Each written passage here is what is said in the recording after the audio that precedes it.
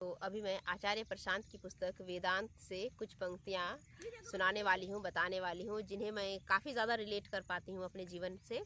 मैंने ये चीज़ अक्सर देखी है कि कुछ जैसे कि समाज में कुछ चीज़ें पारंपरिक तौर पर होती हैं या फिर कुछ चीज़ें क्या वो किंवदंतियों में होती हैं, मतलब वो लोक कथाओं में जैसे होती हैं जो पीढ़ी दर पीढ़ी बताई जाती हैं। उनका कोई अर्थ नहीं होता है, कोई सार नहीं होता है, कोई मतलब मीनिंग ही नहीं होता है।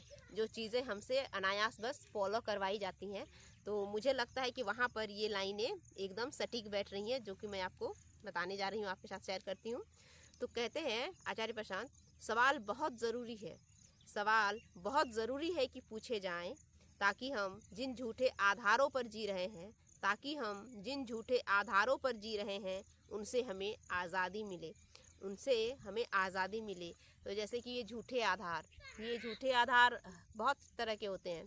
जैसे अगर आप एक ग्रामीण परिवेश में रहते हो तो आपको बहुत सारी वस्तुओं के उपभोग के लिए भी आपको बहुत सारे नियम कानून बताए जाते हैं, जो कि वास्तव में होते नहीं हैं।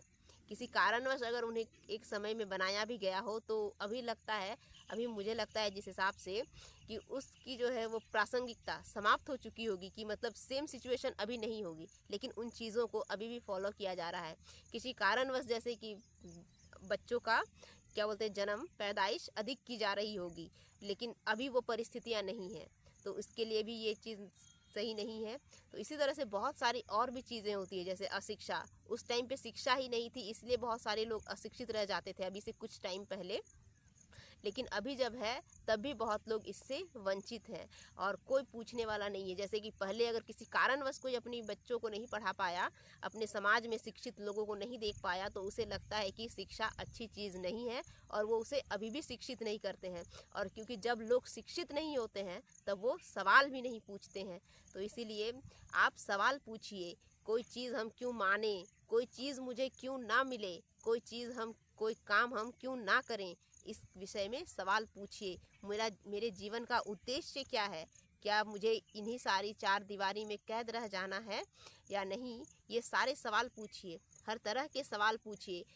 उसके बाद जो उत्तर मिले उससे आप डिसाइड कीजिए या फिर उससे अपना निर्णय लीजिए कि कौन सा सवाल मतलब उत्तर सही है गलत है। फिर अपना निर्णय का चुनाव कीजिए और फिर अपने कदम आगे बढ़ाइए, अपनी मुक्ति के लिए आगे बढ़ाइए, अपने जीवन के उद्देश्य की प्राप्ति के लिए अपने लक्ष्य की ओर आगे बढ़िए।